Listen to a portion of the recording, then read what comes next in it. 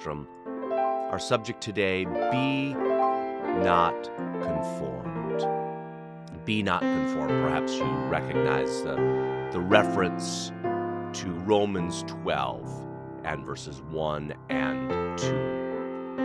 I beseech you, therefore, brethren, by the mercies of God, that you present your bodies a living sacrifice, holy, acceptable to God, which is your reasonable service.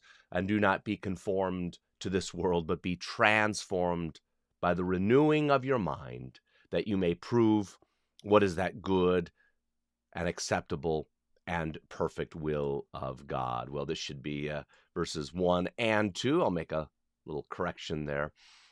If you're familiar with the book of Romans, chapter 12 is the portion of this wonderful book where we might call it the application section of the book of Romans. Not that the first 11 chapters have no application, but the rich doctrine now is brought to its culmination.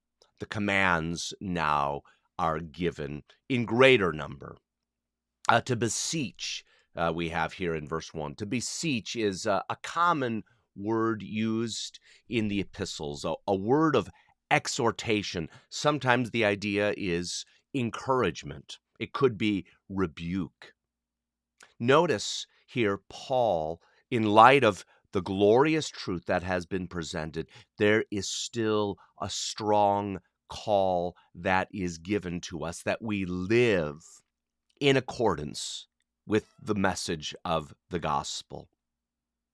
There is a struggle, not in terms of our salvation, not to earn God's favor, but in light of God's love and favor. There is a challenge. We do not do these things naturally. We are to present our bodies a living sacrifice. That is not something that you do on your own. That's not something that you will ever do naturally. It has to be commanded. I believe we can see from this that the goal of the Christian life is not simply to escape, but rather to serve. The idea of a living sacrifice does not mean we just run off to our own world, but that we are seeking to serve the Lord. But we have to be holy. We have to offer our bodies according to God's commandment. This is our reasonable service. The word behind reasonable is where we get our word logic.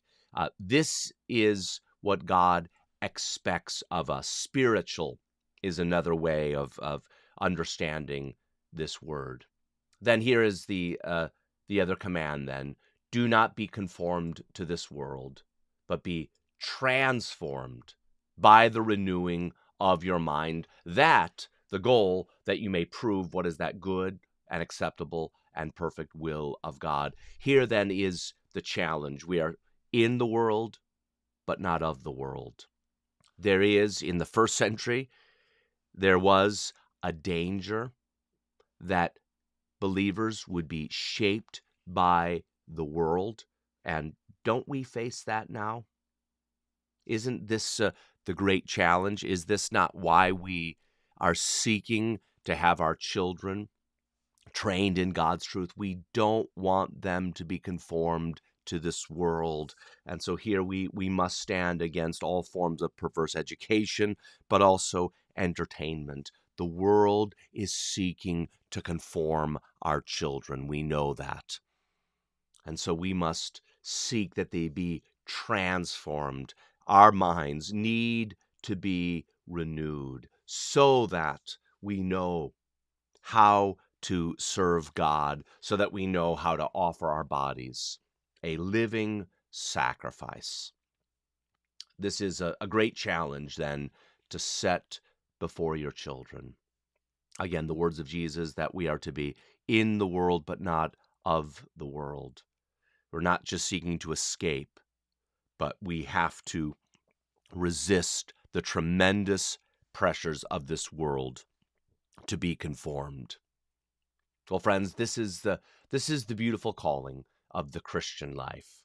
This is the wonderful challenge that is set before us, and I love the challenge. It's not an easy thing, but by God's grace, through the Holy Spirit, this is what we have the privilege of doing. May the Lord bless and encourage you and your family in this wonderful pursuit for His glory. Have a wonderful day. God bless.